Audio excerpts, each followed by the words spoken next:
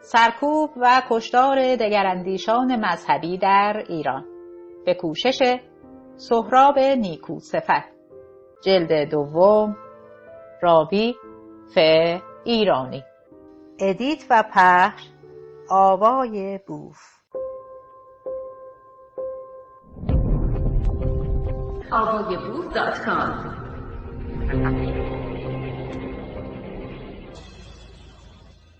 شروع از صفحه 212. شاپور هوشنگ مرکزی، متولد 1308، معلم.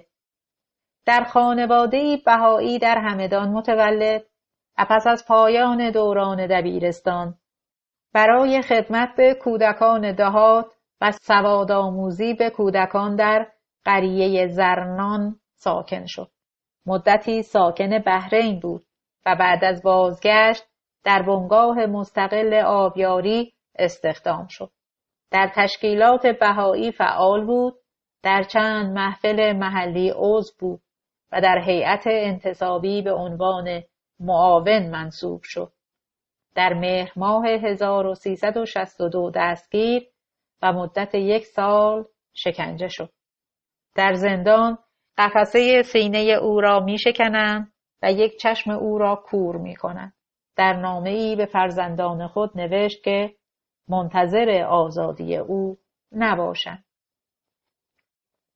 در 23 سپتامبر 1363 در زندان اوین در 55 سالگی تیرباران شد و جسد او را بدون انجام مراسم مذهبی در کفرآباد دفن کردند. رمضان علی عمویی، یک زندانی بهایی همبند او، در خاطرات خود می نویسد: جناب مرکزی که از ماه‌ها قبل حکم اعدامش صادر و طلوعی آن را به او نشان داده بود و نهایت آمادگی را به قرب حضرت محبوب داشت، قراراً از طلوعی خواسته بود که حکمش را زودتر اجرا نماید که او هم جواب داده بود هنوز کارت دارد. در بعد از ظهر اول مهر ماه 1363 در وقتی که ایشان در خواب بود احضارش نمودند و چون بیدارش کردیم برخاست، دستهای خود را بلند نمود و 3 بار شکر جمال مبارک را بر زبان آورد و مختصر اساسه ای را که داشت برداشت و بعد از خداحافظی و مصافحه روان قربانگاه گردید. رستم برجاوندی، متولد 1296، تاجر. در خانواده‌ای زرتشتی در مریم آباد یزد متولد شد. پدر و مادر او به آیین بهایی می‌گروند. او ابتدا تاجر و بعد کارمند دفتری محفل ملی بهاییان ایران بود. رستم برجاوندی در 66 سالگی در زندان سکته کرد. یونس نوروزی، ایرانزاد، تولد 1305، کارمند فرهنگ. در مرند در خانواده‌ای بهایی متولد شد. پس از پایان دوران دبیرستان به خدمت اداره فرهنگ درآمد، اما کمی بعد به دلیل بهایی بودن اخراج و در بانک ملی استخدام شد. پس از انقلاب اسلامی حقوق بازنشستگی او را قطع کردند. در تشکیلات اداری بهایی فعال و عضو محفل محلی کرج بود. در 5 مرداد 1362 دستگیر و پس از 15 ماه زندان و شکنجه در 6 آبان 1363 در 58 سالگی در زندان اوین اعدام شد. مهندس فیروز پردل، متولد 1322، کارمند شرکت مهندسی مشاور، در خانواده‌ای بهایی متولد و در دانشگاه موفق به اخذ فوق لیسانس در رشته مکانیک و در شرکت نفت ایران و ایتالیا مشغول به کار شد. پس از انقلاب اسلامی اخراج شد. در شهریور 1362 در شهر مشهد دستگیر و پس از 14 ماه زندان و شکنجه در 7 آبان ماه 1363 در 41 سالگی به دار آویخته شد. احمد بشیری متولد 1294 معلم و کارمند اداره فرهنگ در اصفهان و در خانواده‌ای مسلمان متولد شد و خود به آیین بهایی گروید. پس از فارغ التحصیل شدن در دانشسرای تربیت معلم به مدت 30 سال کارمند اداره فرهنگ و در تشکیلات اداری بهایی اصفهان و تهران فعال بود. در تیر ماه 1362 در خیابان بازداشت و در زندان اوین زندانی شد. جناب بشیری پیرمردی در سنین 70 سالگی با محاسن سفید و بلند که قریب به نیم قرن به فرهنگ ایران خدمت کرده بود، کوهی از رشادت و استقامت بود. جناب بشیری در آخرین لحظه‌ای که میرفت در راهرو سالن که متجاوز از 13 اتاق که حدود 500 نفر از زندانیان سیاسی در آنها محبوس بودند، این شعر حافظ را با صدای رسا و بلند خواند: هرگز نمیرد آن که دلش زنده شد به عشق، ثبت است در جریده عالم دوام ما. احمد بشیری را در 16 آبان 1363 در زندان اوین در 69 سالگی اعدام شد. ضیاءالله منیعی اسکوئی متولد 1299 عکاس در اشخاباد ترکمنستان در خانواده‌ای بهایی متولد شد و در 8 سالگی به اتفاق پدر و مادر به ایران آمد. ابتدا در تبریز و از سال 1315 در تهران ساکن شد. برای کمک به بهائیان زابل به آن شهر رفت و در آنجا به شغل عکاسی پرداخت. بیش از 30 سال در زابل اقامت داشت. از زابل به رضائیه رفت. در اردیبهشت سال 62 دستگیر و پس از 19 ماه زندان در 22 آبان ماه 1363 بر اثر شکنجه در زندان در 64 سالگی درگذشت.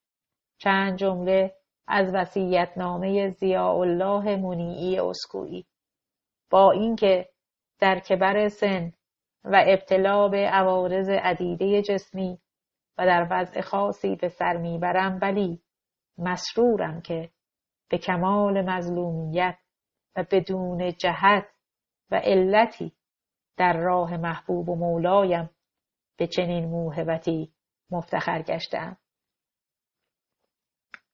و اگر در این سبیل خون ناقابلم ریخته شود، چه سعادت و افتخاری اعظم از این، زیرا این همان راه انبیاء و اولیاء حق در آن سالک بودند.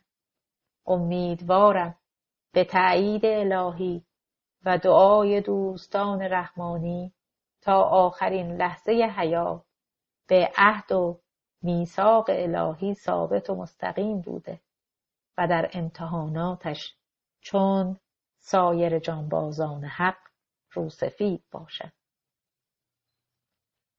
دکتر فرهاد اصدقی متولد 1331 پزشک در خانواده‌ای بهایی متولد و از دانشگاه ملی در رشته پزشکی فارغ التحصیل شد.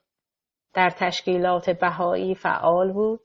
در تیر ماه 1363 دستگیر و 4 ماه بعد در 26 آبان 1363 در زندان اوین در 32 سالگی به دار آویخته شد.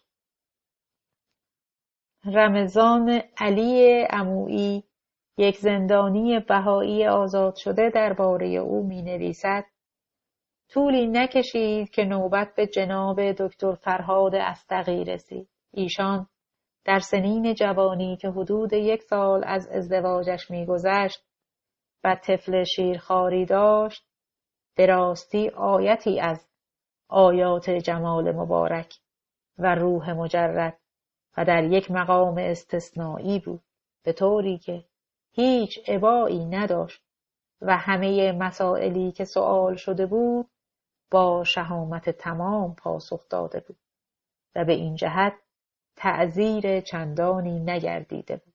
او اعتقاد داشت که بهایی باید صادق باشد و در مقام شهادت هم کوچکترین وحشت و ترسی نداشت، بلکه شایق بود. در لحظه آخری که با او در حال خداحافظی و مصافحه بودم، به او عرض کردم: فرهاد جان، محکم و ثابت باش. در جوابم فرمود که برایش مسئله ای نیست. طلوعی، رئیس وقت زندان، به رمضان علی عمویی گفته بود که فرهاد را به دلیل صداقت او خیلی دوست دارد و به این دلیل او را زودتر اعدام می کند تا کمتر شکنجه شود. رؤیا کاته‌پور، همسر ضیاءالله منیعی اسکویی، پس از اعدام او 1 سبد گل برای طلوعی فرستاد و به همین دلیل دستگیر شد. رئیس زندان از سرهنگ وحدت، بهایی زندانی که اعدام شد، معنای کار خانم رؤیا کاته‌پور را می‌پرسد و وحدت می‌گوید که ارسال سبد گل برای تشکر و قدردانی بوده. اعدام 6 بهایی در 18 آذر ماه 1363.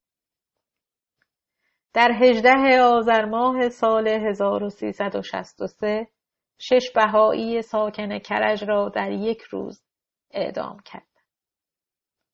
رمضان علی عمویی می‌نویسد: هنوز در غم و اندوه عزیزان از دست رفته بودیم که خادمین کرج را احضار کردند.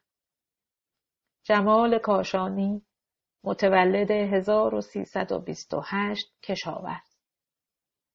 در خانواده بهایی در تهران متولد شد. در یکی از دهات کرج کار میکرد و کارمند تشکیلات اداری بهاییان بود.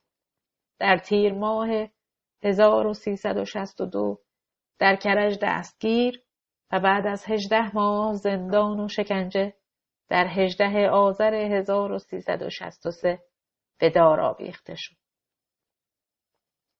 جمشید پوراستاد کار، متولد 1332، کارمند.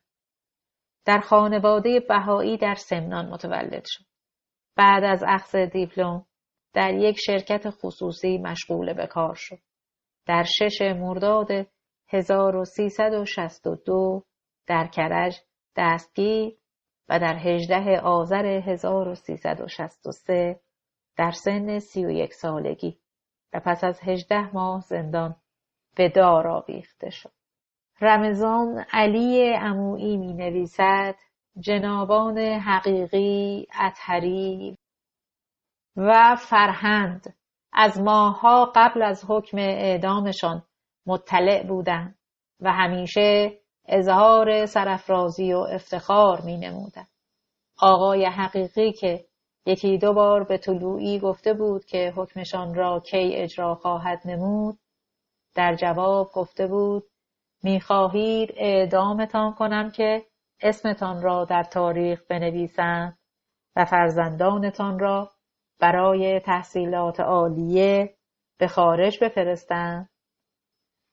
جناب سرالله وحدت که چند ساعت قبل از این عزیزان به شعبه احضار کرده بودند، غروب همان روز با یک حال پریشان و منقلب که قادر به کنترل اعصاب خود نبود به اتاق وارد شد و خبر شهادت آن جمع را اعلام نمود و مصیبت بارتر این که ایشان را مجبور نموده بودند که طنابدار را به گردن آن عزیزان بیندازد. دیگر معلوم بود که با شنیدن این اخبار حال ما چگونه بود. جناب وحدت از شدت حزن و اندوه ناله و فغان می کرد و گریه و زاری می نمود که هر قدر او را به سکون و آرامش دعوت می نمودید تأثیر نداشت و از شهامت و شجاعت آن دلیران میدان امتحان و افتتان حکایت ها می نمود که هر کدام در آن لحظات با چه شور و شوقی از همدیگر سبقت می گرفتند و به جناب ایشان خطاب می کردند که اول طناب او را بیندازد و در نهایت سکون و آرامش بودند. جمال به مأمور اجرای حکم می گفت ببین من هیچ تشنجی ندارم.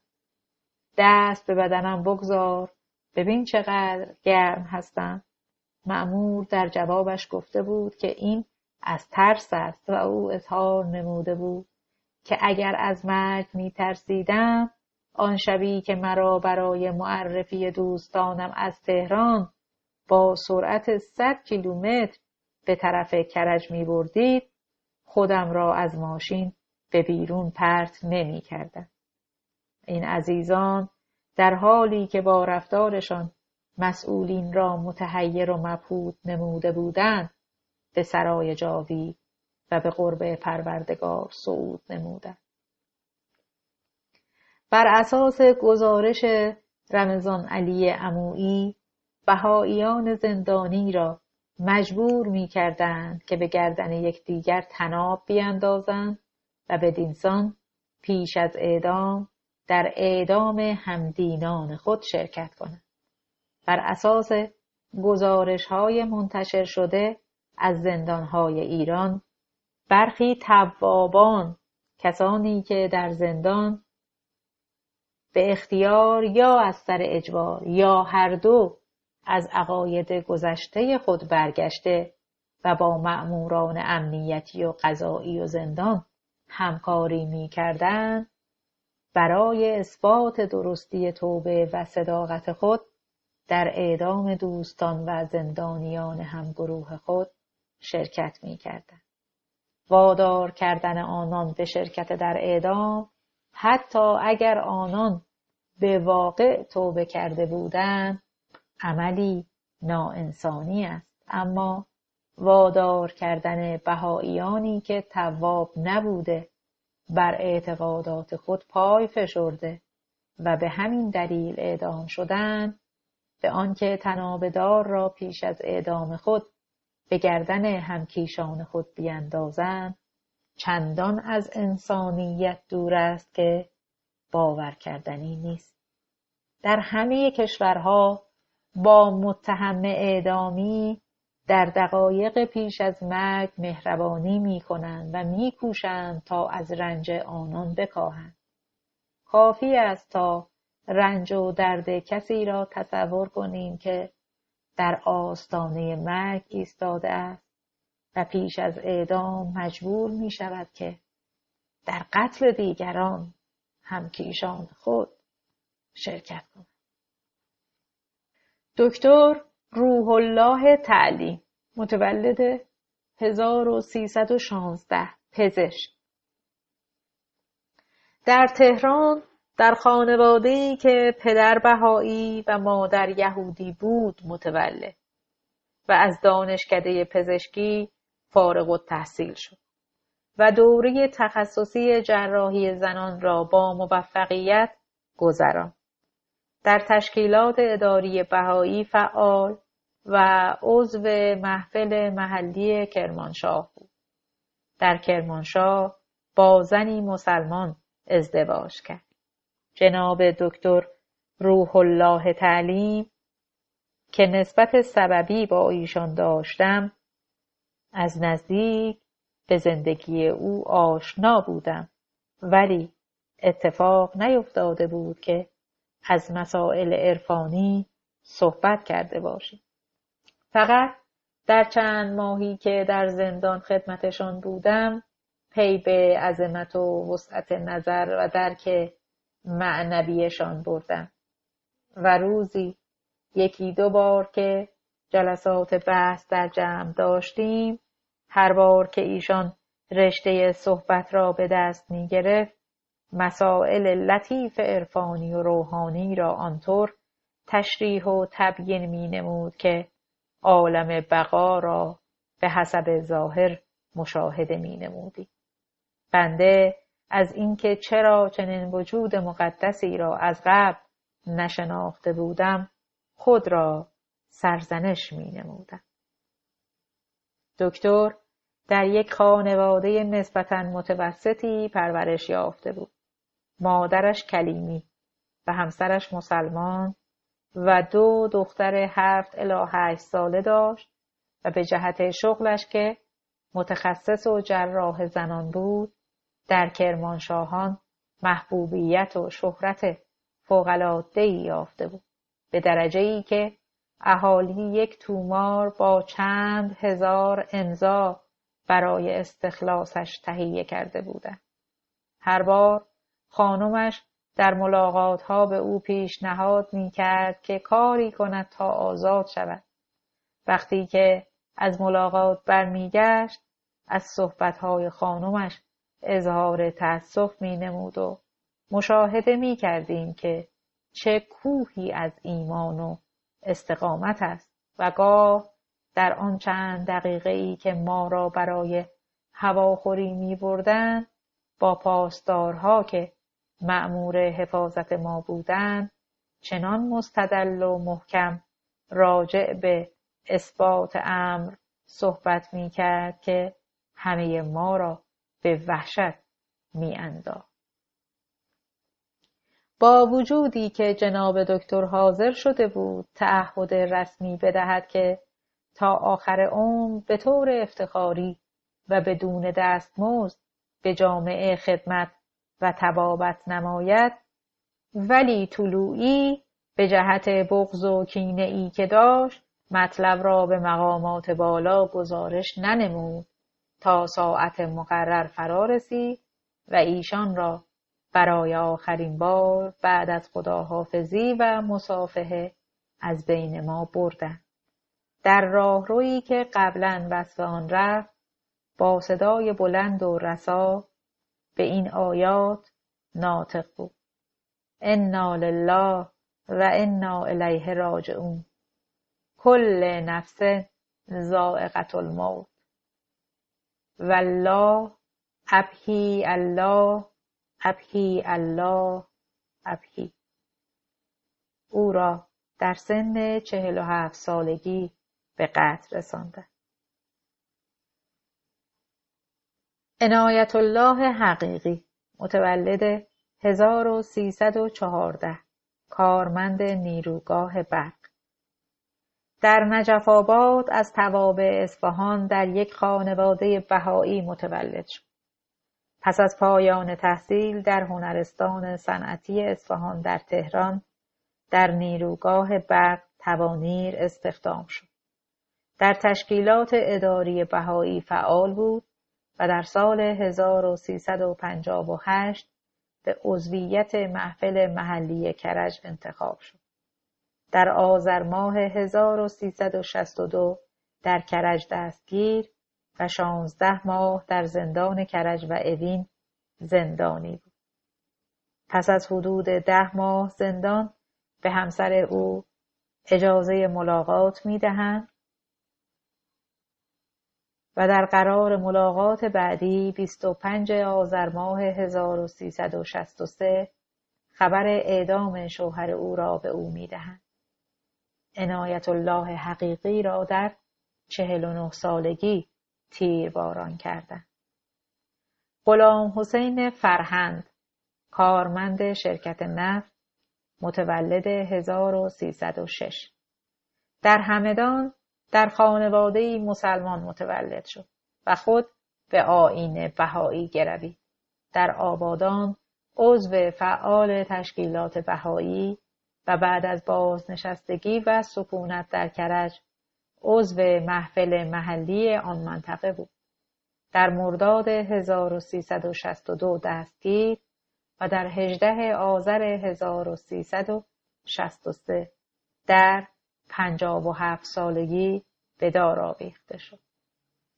فیروز اطهری متولد 1311 کارمند شرکت دارویی در میان دعا در خانواده‌ای بهایی متولد شد و عضو محفل محلی کرج بود. در 1362 دستگیر پس از شکنجه در زندان اوین در 18 آذر 1363 در 52 سالگی به دار آویخته شد. بهمن و اسفند سال 1363 در ماه‌های بهمن و اسفند سال 1363 سه بهایی را به نام‌های روح الله حصوری، روح الله بهرامشاهی و نصرت الله سبحانی اعدام کردند. روح الله حصوری متولد 1321 مهندس برق در شریف آباد از توابع یزد در خانواده‌ای بهایی متولد شد. در رشته برق فارغ التحصیل و در تلویزیون یزد استخدام شد. پس از انقلاب اسلامی از کار اخراج و حقوق بازنشستگی او نیز از سال 1361 قطع شد. در سال 1361 به عضویت محفل محلی یزد انتخاب شد.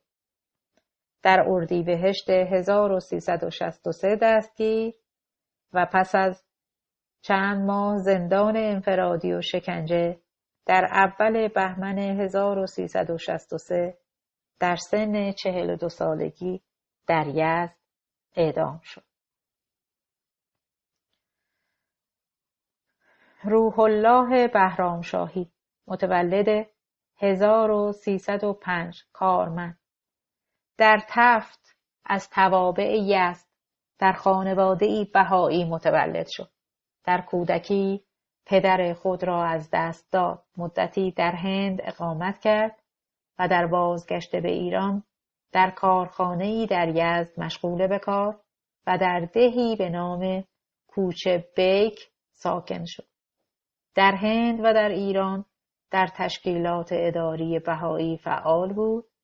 پس از انقلاب از کارخانه اخراج و در تیر ماه 1362 دستگیر و پس از 21 ماه زندان در 26 اسفند ماه 1363 در تفت در سن 58 سالگی اعدام شد. نصرت الله سبحانی متولد 1311 کشاورز و مغازه‌دار در شهرستان شاهی در خانواده‌ای بهایی متولد شد. بیشترین دوران عمر خود را در گنبد قابوس به کشاورزی و مغازه‌داری مشغول بود. در سال 1354 با خانواده خود به هند رفت و تا سال 1358 مطابق با 1980 در هند اقامت داشت. سال 1358 به ایران بازگشت و در تشکیلات اداری بهایی در تهران فعال شد. در دوم خرداد 1363 در خیابان دستگیر و به زندان اوین منتقل شد. پس از 10 ماه زندان و شکنجه در 14 اسفند ماه 1363 در سن 52 سالگی به دار آویخته شد. بخشی از وصیت‌نامه سبحانی. در این لحظات آخر حیات در کمال مسرت و یاد شما هستم و روی نازنین همه شما را میبوسم و امیدوارم ایام زندگانی شما پر خیر و برکت باشد و در جمیع امور و شؤون موفقیت داشته باشید. الحمدلله از مال دنیا چیزی ندارم که درباره آن وصیت نمایم. فقط آرزویم آن است که همگی شما در شاهراه حق و حقیقت موفق و مؤید باشید. جانم فدای همگی شما با. هرگز نمیرد آن که دلش زنده شد به عشق. ثبت است بر جریده عالم دوام ما. یک بهایی به نام علیرضا نیاکان در آبان ماه 1363 در زندان تبریز به قتل رسید. سال 1364. در سال 1364 4 بهایی اعدام شدند. عباس ایدلخانی متولد 1314 کارگر فنی در زنجان از پدری بهایی و مادری مسلمان متولد شد. خانواده او به تهران مهاجرت کرد و او پس از پایان دوران متوسطه به شغل آزاد روی آورد. در سال 1343 به زادگاهش زنجان بازگشت و در تشکیلات اداری بهایی فعال شد. در اوایل انقلاب خانه او را با بمب آتشزا به آتش کشیدند. در فروردین ماه سال 1361 دستگیر و محاکمه شد. سعی کردند او را به دست برداشتن از آیین خود مجبور کنند. چندین بار او را همراه با دیگر محکومین به محل اعدام بردند و وانمود کردند که او را نیز به همراه دیگران اعدام خواهند کرد. بخشی از گزارش جلسه دادگاه ایدلخانی. دادستان به متهم اجازه نشستن می‌دهد و سپس حاکم شرع متن کیفرخواست را قرائت می‌کند. از جمله اتهامات وارده عضویت در محفل روحانی زنجان، همکاری با صهیونیسم و محارب خدا و رسول خدا و بالاخره مفسد فی الارض بودن است. پس از آن به متهم اجازه دفاع می‌دهند.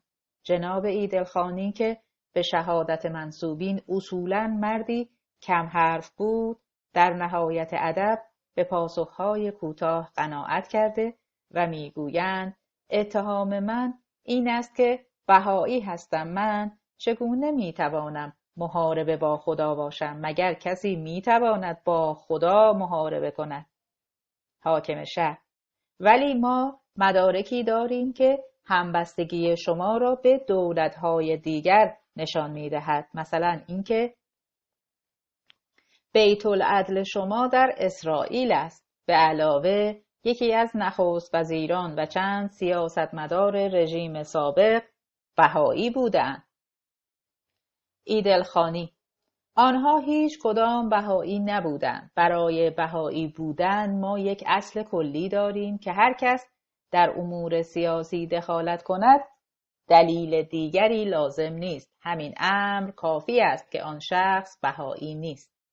بنابراین بهایی نمیتواند در سیاست دخالت کند. حاکم شهر: ولی محافل شما رژیم سابق را تایید کردند. آیا این دلیل بر دخالت در سیاست نیست؟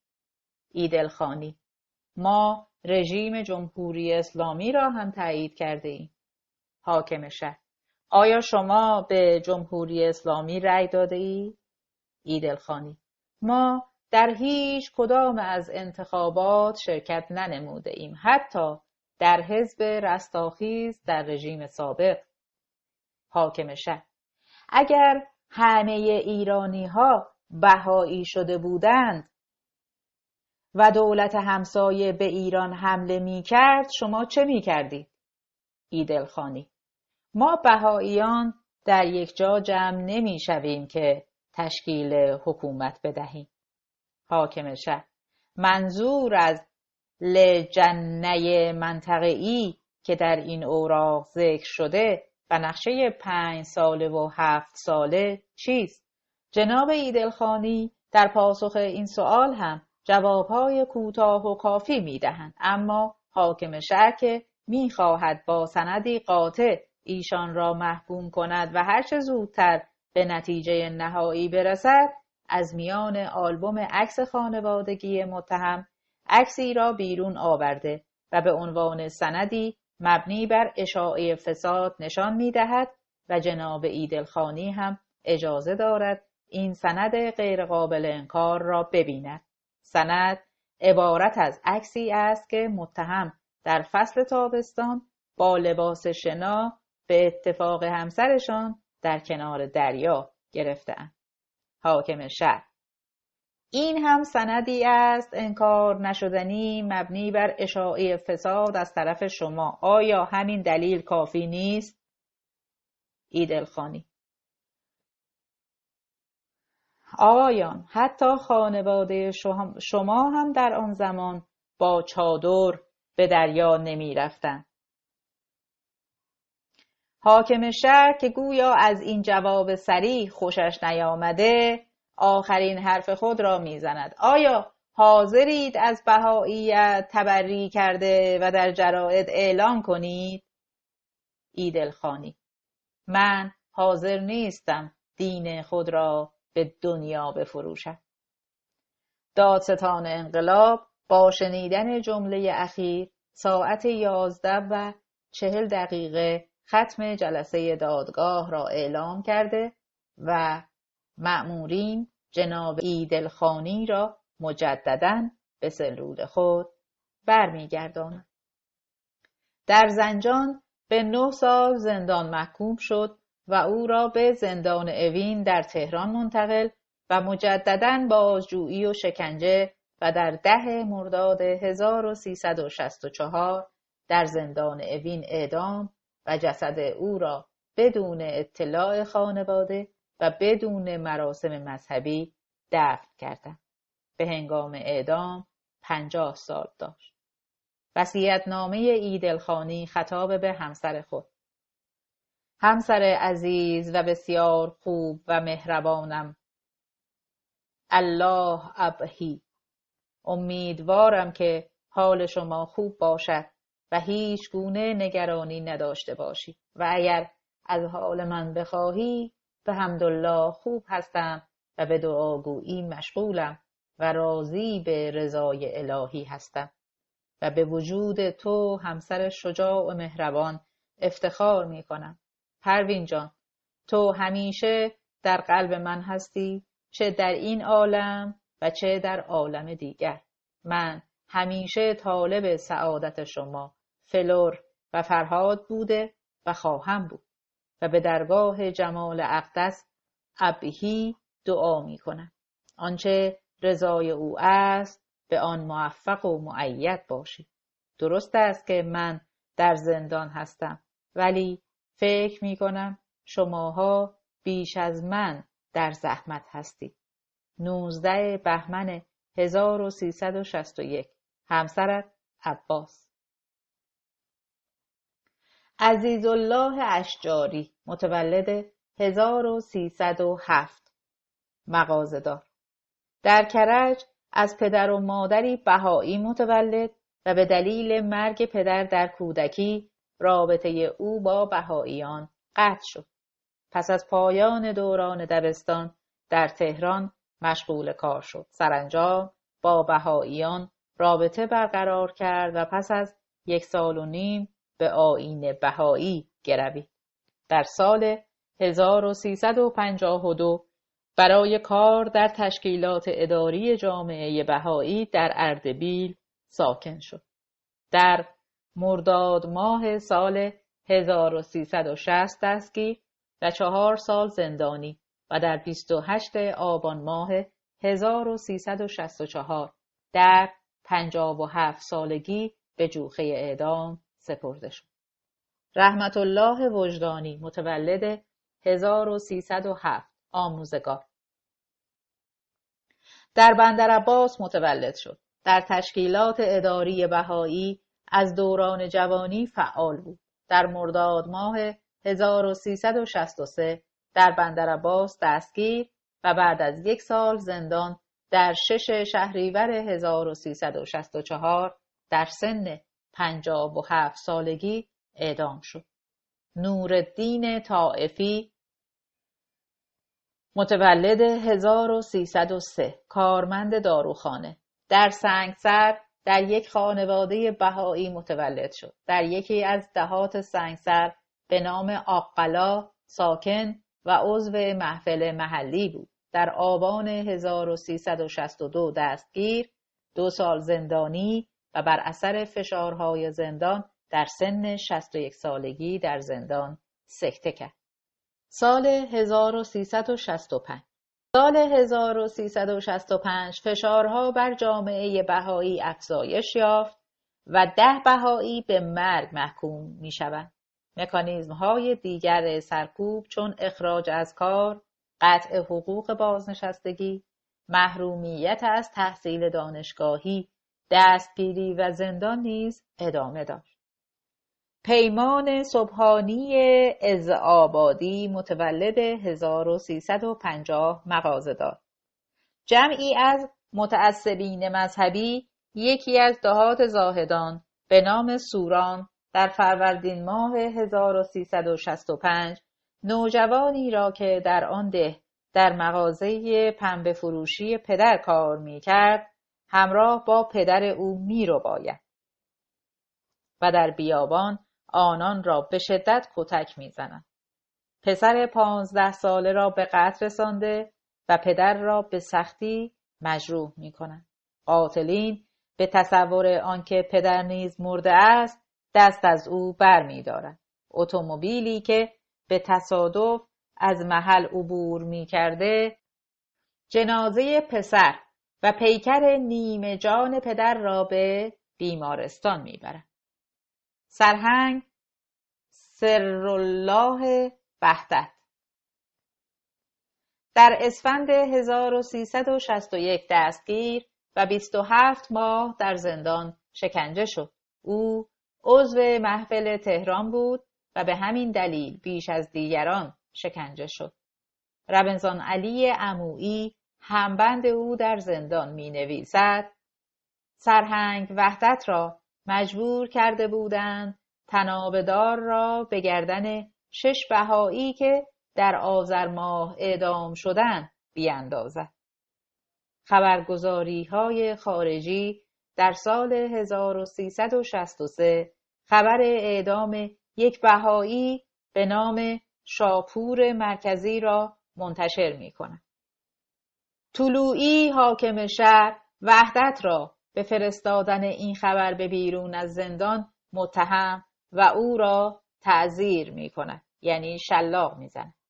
عمویی درباره رابطه طلوعی و وحدت می‌نویسد گاه مشاهده می‌شد که چون 2 دوست با هم صحبت می‌کردند و لحظه دیگر او را به اتاق تعزیر می‌بردند.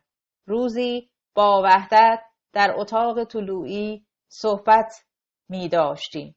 وی روی به طلوعی گفت من الان فقط مالک یک بشقاب و قاشق و لیوان ساده و 2 پتوی مستعمل که آن هم متعلق به زندان هست می باشم و هیچ تعلقی ندارم.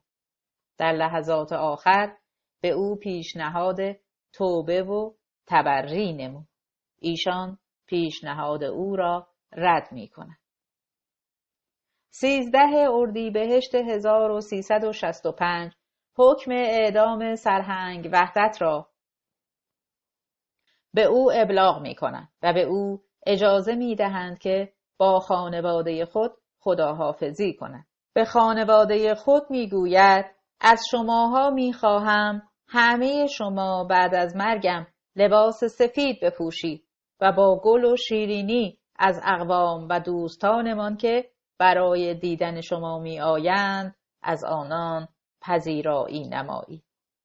بخشی از وصیت‌نامه سرهنگ وحدت به نقل از مجله پیام بهایی.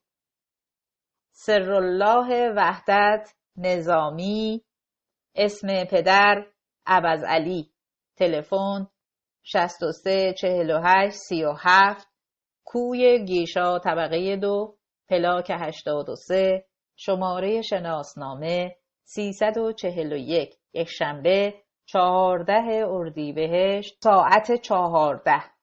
تقدیم به همسر عزیز و مهربانم و نور چشمان گرامیم و مادر خوبم و برادران و خواهر عزیز تر از جان.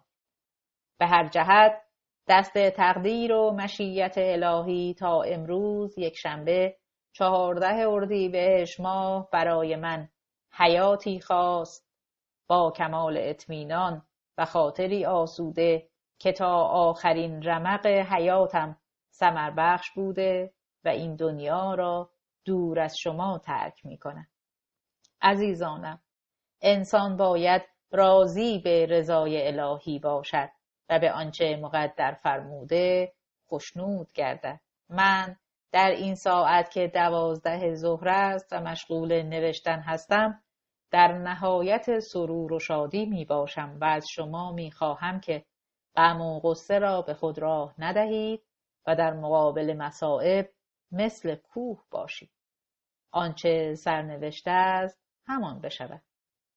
انشاءالله زندگی را با همان نواخت همیشگی طی خواهید کرد و برای خدمت به جامعه خواهید کوشید. اگر می خواهید من راضی باشم باید زندگی را با شکوه و جلوه‌اش دوست بدارید و در کارهایتان موفق باشید و برای همه فامیل و دوستان خوبم آرزوی خوشبختی دارم. در این ساعت با کمال صحت و سلامت به یکتایی خداوند و اولیاء و انبیاء و برگزیدگانش ایمان کامل دارم. نمی‌خواهد که برایم خود را ناراحت کنید و قطره‌ای اشک بریزید و بگریید.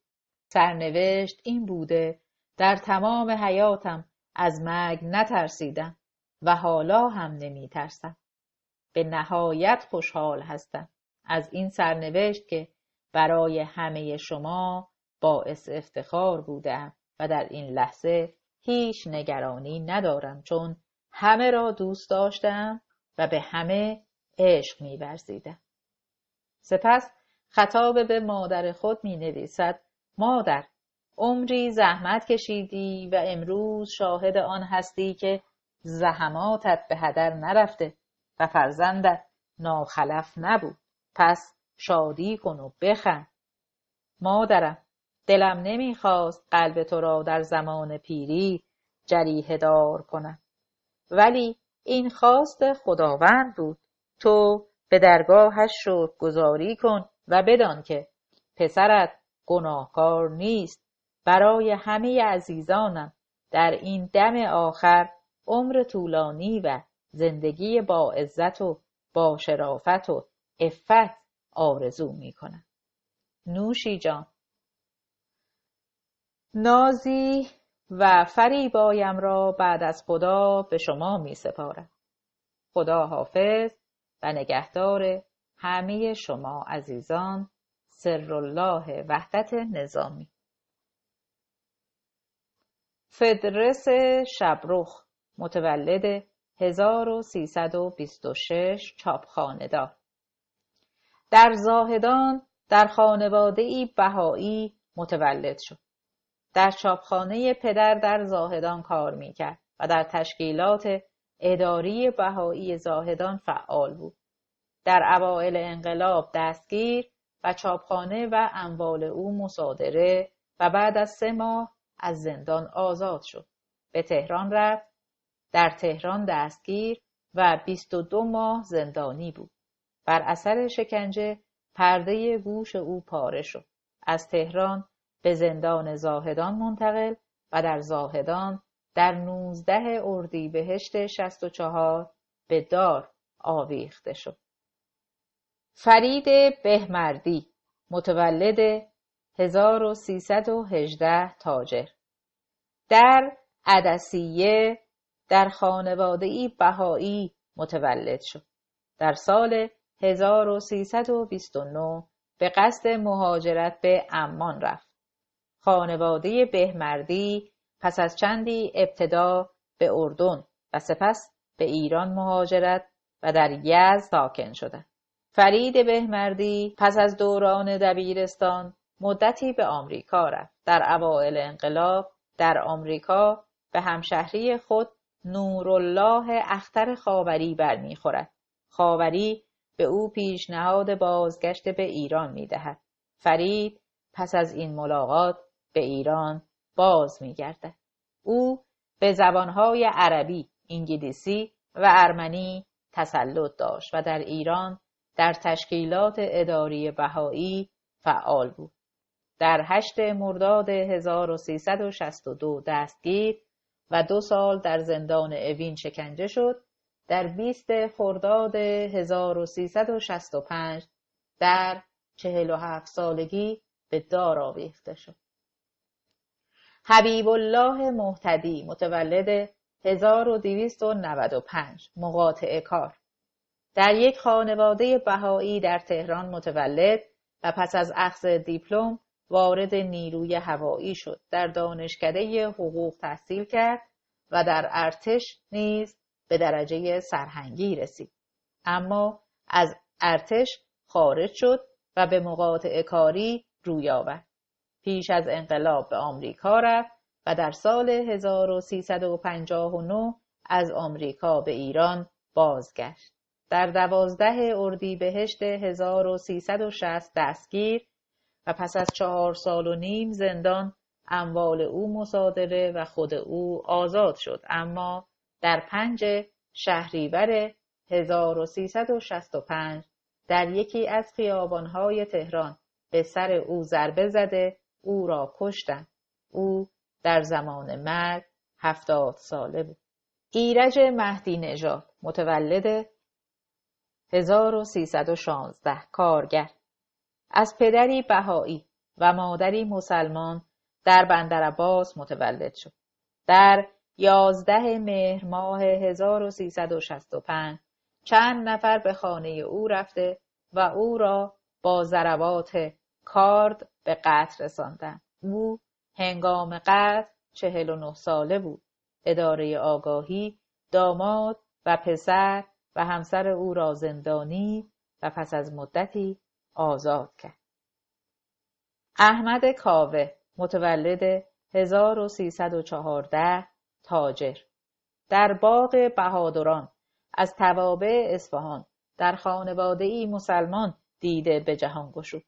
در سال 1340 به آیین بهایی گروید. مدتی نماینده روزنامه کیهان در اصفهان و اهواز بود. در آذر ماه 1363 در تهران دستگیر و به زندان اصفهان منتقل شد. 26 ماه در زندان بود و در 6 بهمن 1365 در اصفهان اعدام شد. مهرداد مقصودی متولد 1342 دانش آموز، در میان دو آب در یک خانواده بهایی متولد شد. در مدرسه با معلم خود درباره آیین بهایی بحث کرد. سپاه پاسداران انقلاب در سال 1364 او را بازداشت کرد. در زندان ارومیه در بهمن ماه 65 در سن 22 سالگی بدون محاکمه اعدام شد. مرکز جهانی بهایی در 13 مارس 1987 خبر اعدام 2 بهایی دیگر را در اسفند ماه 1365 اعلام کرد. ابوالقاسم شائق متولد 1321 آموزگار، در یکی از روستاهای تبریز در خانواده‌ای بهایی متولد شد و از دوران جوانی در تشکیلات اداری بهایی در تهران فعال بود. مأموری در 24 شهریور 1363 از دیوار به خانه او رفته و با روشن کردن چراغ در اتاق خواب او و همسرش از خواب پریده و بالای سر خود 2 مأمور را می‌بینند که حکم بازرسی منزل و توقیف او را در دست داشتند. او را ابتدا در زندان گوهردشت و سپس در زندان اوین زندانی کردند. 2 سال و نیم در زندان بود. پس از ملاقات با خانواده در اسفند ماه 1365 او را در سن 44 سالگی به دار آویختند. یک زندانی بهایی آزاد شده درباره او می‌نویسد: ناگاه در ایام صیام 65 داخل پرانتز ماه روزه بهاییان پرانتز بسته 2 نفر از جوانان حضرت یزدان جنابان شائق که از بدو دستگیری با هم بودیم و سروش جباری ملاقات با خانواده پس از مراجعت با کلیه اساسیه احضار کردند. مأمورین به خانواده او میگویند که به اتهام جاسوسی برای اسرائیل تشکیل جلسات بیش از 250 نفری، شستشوی مغزی جوانان، تسجیل جوانان داخل پرانتز هر نوجوان بهایی میتواند از سن 15 سالگی تقاضای عضویت در جامعه بهایی را بکند پرانتز بسته و انجام عقد بهایی اعدام شده است. سروش جباری نقشه‌کش ساختمان به همراه شائق در اسفند ماه 1365 اعدام شد.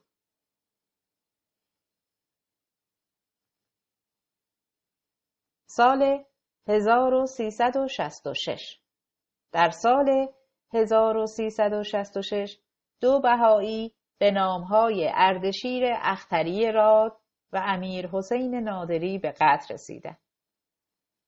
اردشیر اختری راد متولد 1316 کارمند بیمه در تبریز متولد شد و کارمند شرکت بیمه ملی بود. در سال 1357 با بورس شرکت بیمه به انگلیس رفت و پس از انقلاب 1357 به ایران بازگشت. پس از دستگیری اعضای محفل ملی دوم به عضویت محفل تهران انتخاب شد. در سال 62 که دادستانی تشکیلات اداری بهایی را منحل اعلام کرد، خدمات اداری بهاییان به گونه‌ای دیگر در آمد و اختری راد و 2 نفر دیگر مسئول این کار شدند. در 8 شهریور 1363 4 پاسدار اختری راد را در خانه او دستگیر می‌کنند. او پس از 3 سال و 15 روز در سن 50 سالگی اعدام شد. اختری راد در وصیت‌نامه خود می‌نویسد 4 فقره ساک که 2 فقره آن ساک کوچک و بزرگ، 1 رخت خواب پیچ و 1 کیسه که شامل لباس و دمپایی و عینک و قدری شیرینی و آب نبات است که به میمنت بین دوستان تقسیم کنید. مبلغ حدود 106,700 ریال وجه نقد پسنداز وجهی است که در موقع ملاقات لطف می نمودی. به همسر و فرزندانم اعاده می دهم. شرمنده ام از اینکه در مدت زندان باری بر دوش شما بودم، ولی خوشبختانه امروز از این شرمندگی خلاصی می یابم. همسر و عزیزانم را به خدا می سپارم و امیدوارم که خداوند کارساز است، رفع مشکل نماید و گشایشی در امور مالی ایجاد کند. خیلی مایل بودم خودم بتوانم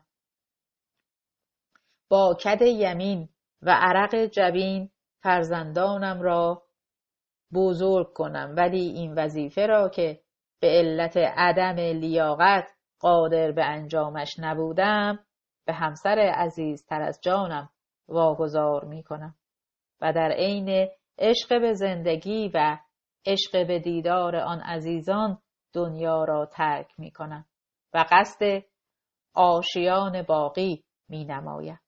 امید دارم که مورد پذیرش حق قرار گیرم.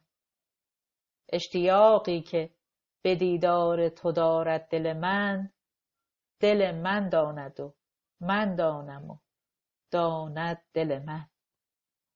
با تقدیم پرشورترین محبت‌های صمیمانه، فدایتان اردشیر اختری راه.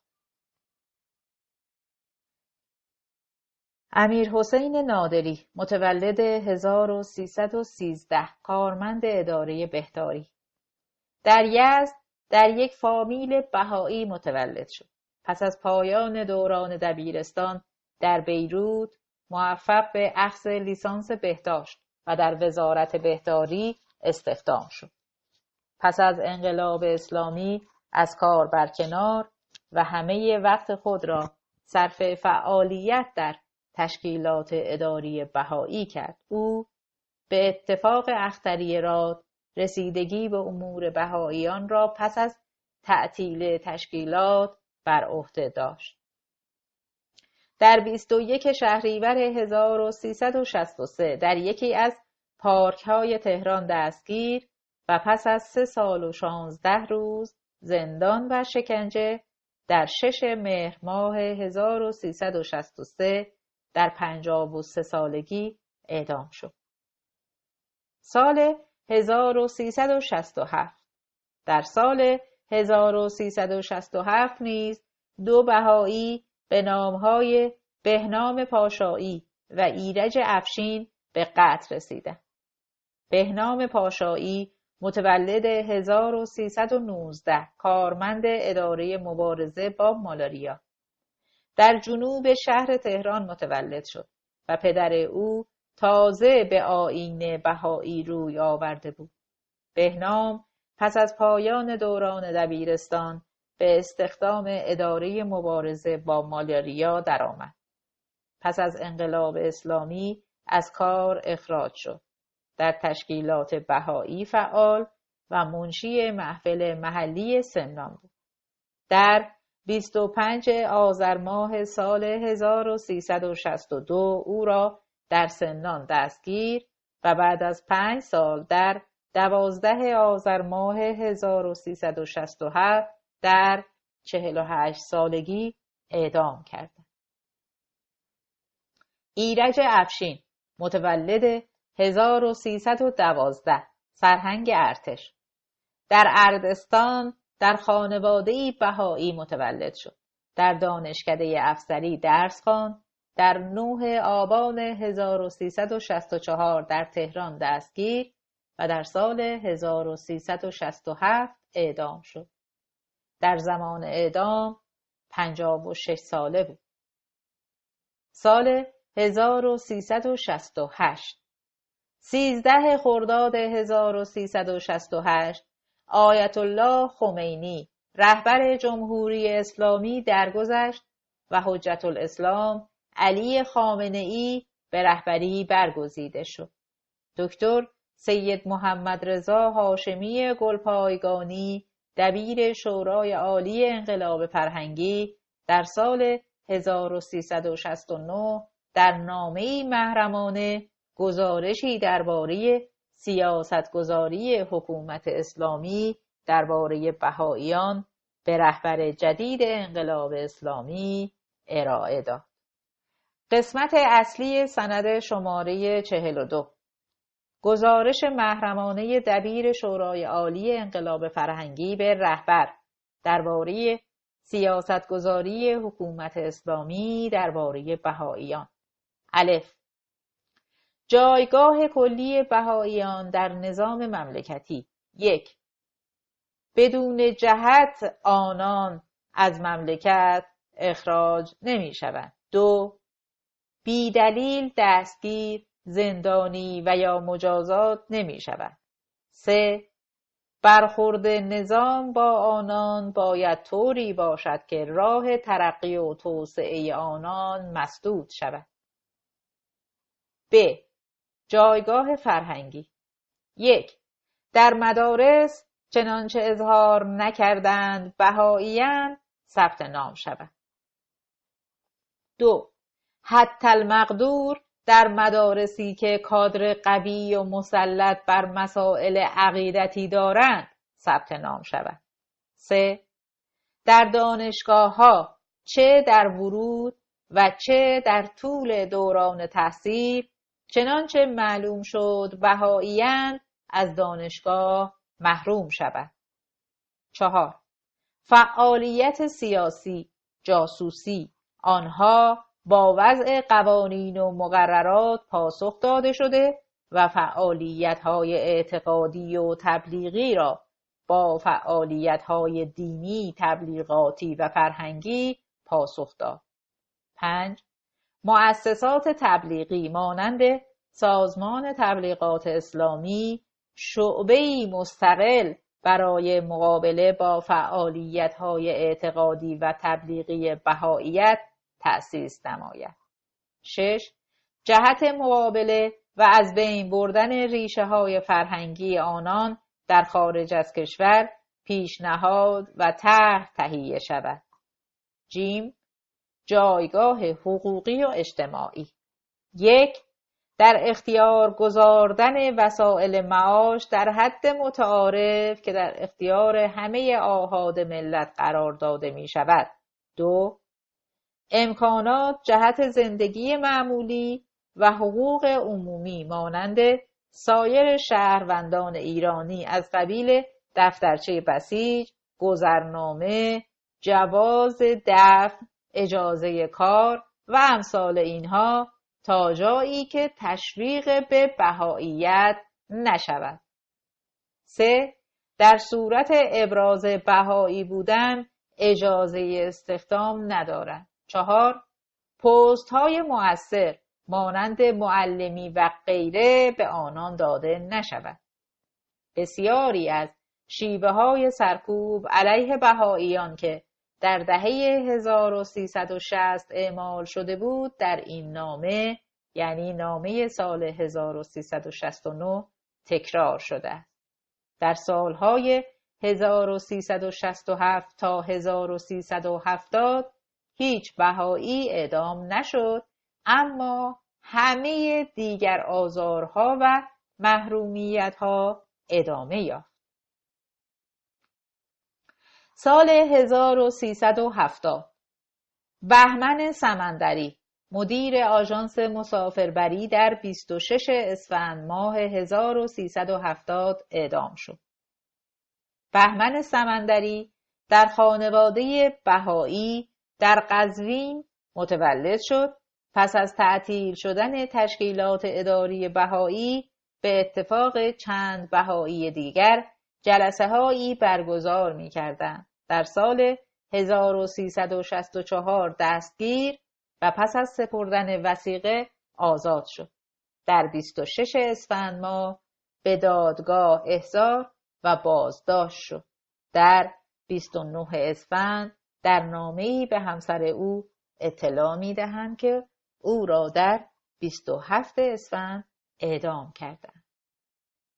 سال 1371 در سال 1371 دو بهایی به نامهای حسن محبوبی و روح الله قدمی به قتل می‌رسند. حسن محبوبی متولد 1292 تاجر در خانواده‌ای بهایی در اصفهان متولد شد. از دوران جوانی در تشکیلات بهایی فعال بود. او را در خیابانی نزدیک به منزل مسکونی او با تصادف اتومبیل در 79 سالگی به قتل رساندند. قاتلان هیچگاه شناسایی نشدند.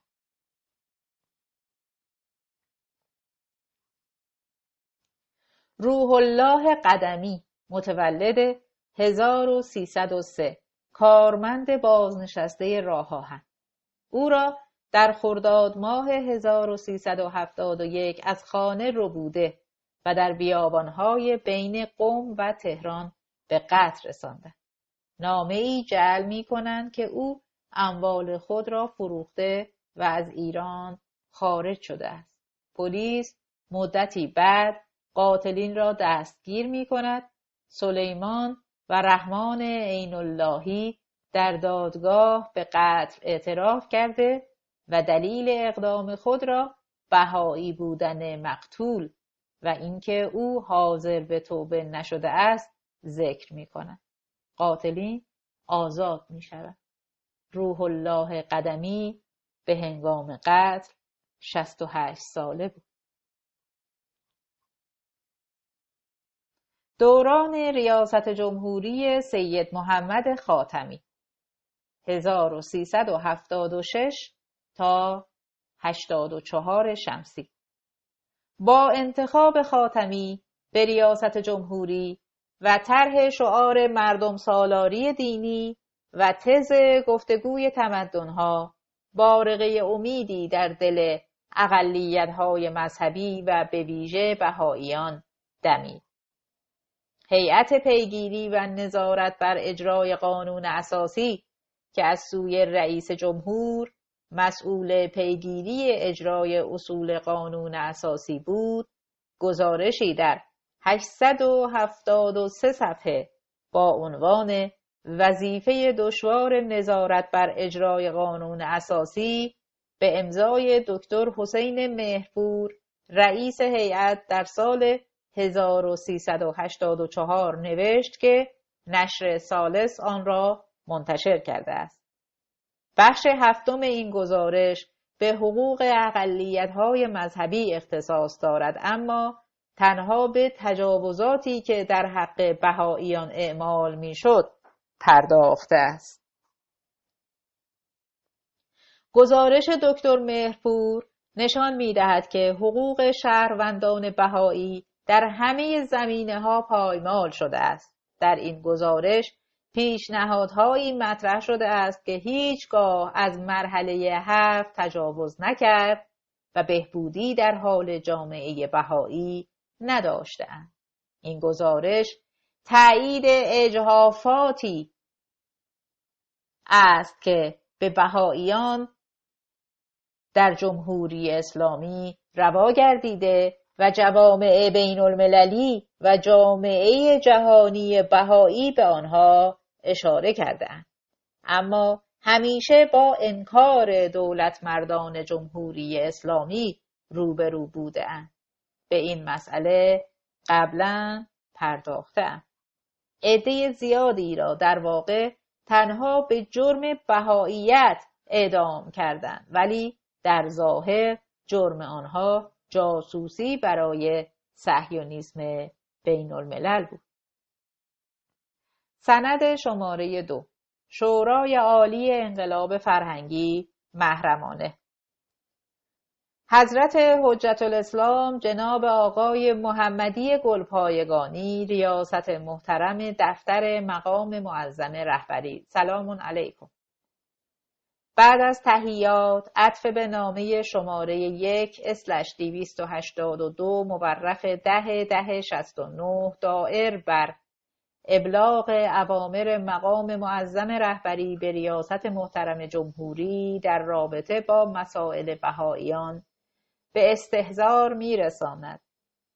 حسب ارجاع ریاست محترم جمهوری و رئیس شورای عالی انقلاب فرهنگی، موضوع جهت طرح و بررسی در دستور جلسه 128 مورخ 11/1169 و 129 مورخ 20/1169 شورای عالی انقلاب فرهنگی قرار گرفت و در نهایت مذاکرات و مراتبی که در جلسه 112 مورخ 20/5/69 شورای عالی انقلاب فرهنگی به ریاست مقام معظم رهبری داخل پرانتز رئیس و عضو شورای عالی پرانتز بسته در این خصوص به عمل آمده بود، نظرات و اوامر اخیر مقام معظم رهبری در رابطه با مسائل بهائیان به اطلاع شورای عالی رسید و به عنایت به مفاد قانون اساسی جمهوری اسلامی ایران و مسائل شرعی و قانونی و سیاست‌های عمومی کشور مورد مذاکره و مداقه و اعلام نظر واقع گردید و در راستای تعیین و پیشنهاد سیاست صحیح و معقول در برخورد با مسائل مذکور و با عطف توجه خاص به اوامر مقام عظیم الشأن رهبری جمهوری اسلامی ایران دایر بر آنکه در این رابطه سیاستگذاری درستی بشود تا همه بفهمند چه کار باید بشود یا نشود، ماحصل مذاکرات و پیشنهادات به شرح زیر جمع‌بندی گردید و ریاست محترم جمهوری و رئیس شورای عالی انقلاب فرهنگی ضمن مناسب دانستن نتیجه مذاکرات و پیشنهادات مقرر فرمودند مراتب به استحضار مقام معظم رهبری رسانده شود تا ضمن ارشادات لازم به هر ترتیب که صلاح دید می‌فرمایند عمل شود. جمع‌بندی نتایج مذاکرات و پیشنهادات. الف. جایگاه کلی بهائیان در نظام مملکتی. 1. بدون جهت آنان از مملکت اخراج نمی شوند. 2. بی دلیل آنان دستگیر، زندانی و یا مجازات نمی شوند. 3. برخورد نظام با آنان باید طوری باشد که راه ترقی و توسعه آنان مسدود شود. ب. جایگاه فرهنگی. 1. در مدارس چنانچه اظهار نکردند بهائی‌اند ثبت نام شوند. 2. حتی المقدور در مدارسی که کادر قوی و مسلط بر مسائل عقیدتی دارند ثبت نام شوند. 3. در دانشگاه‌ها چه در ورود و چه در حین تحصیل چنانچه احراز گردد بهائی‌اند از دانشگاه محروم شود. 4. فعالیت سیاسی جاسوسی آنها با وضع قوانین و مقررات درستی پاسخ داده شده و فعالیت‌های اعتقادی و تبلیغی را با فعالیت‌های دینی، تبلیغی و فرهنگی پاسخ داد. 5. مؤسسات تبلیغی مانند سازمان تبلیغات اسلامی مستقل برای مقابله با فعالیت‌های اعتقادی و تبلیغی بهائیت تأسیس نمایند. 6. جهت مقابله و از بین بردن ریشه‌های فرهنگی آنان در خارج از کشور پیشنهاد و طرح تهیه شود. ج. جایگاه حقوقی و اجتماعی. 1. در اختیار گذاردن وسایل معاش در حد متعارف که در اختیار همه آحاد ملت قرار داده می شود. 2. امکانات جهت زندگی معمولی و حقوق عمومی مانند سایر شهروندان ایرانی از قبیل دفترچه بسیج، گذرنامه، جواز دفع، اجازه کار و امثال اینها تا جایی که تشویق به بهائیت نشوند. 3. در صورت ابراز بهایی بودن اجازه استخدام ندارند. 4. پست های مؤثر مانند معلمی و غیره به آنان داده نشود. با آرزوی توفیقات الهی، دبیر شورای انقلاب فرهنگی محمد رضا هاشمی گلپایگانی بسم تعالی. مصوبه شورای عالی محترم کافی به نظر می رسد. از توجه و اهتمام آقایان متشکرم. امضا سید علی خامنه‌ای.